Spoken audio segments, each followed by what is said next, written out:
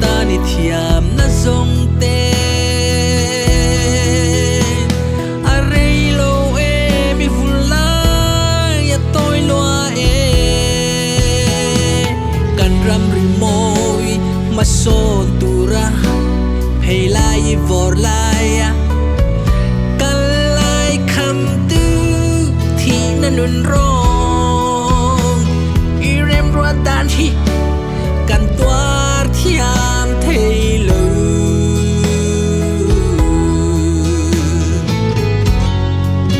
ma se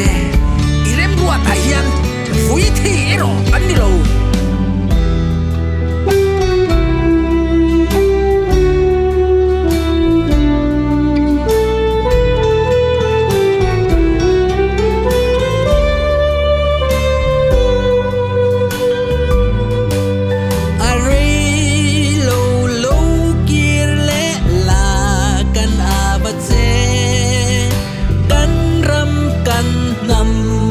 sang se lần ri moi kho ve la i cham chu ri lo e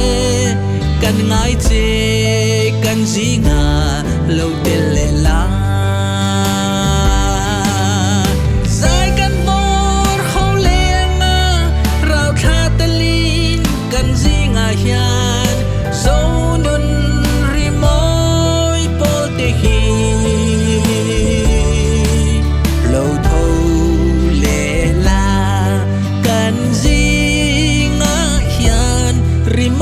min zai vor ho le la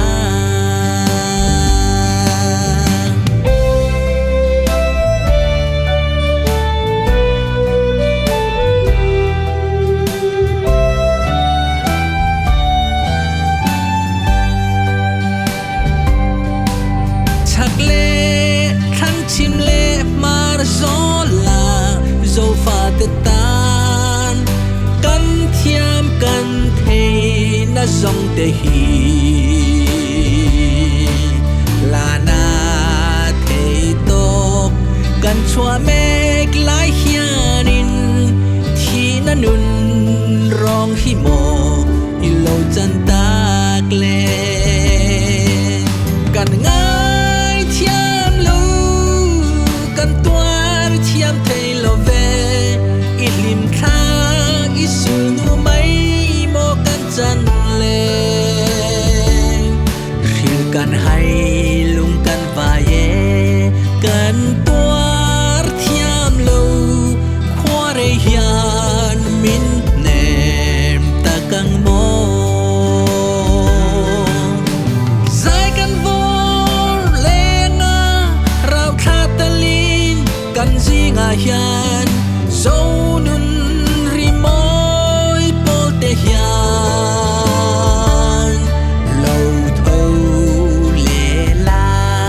kan zing a hian ri moi re min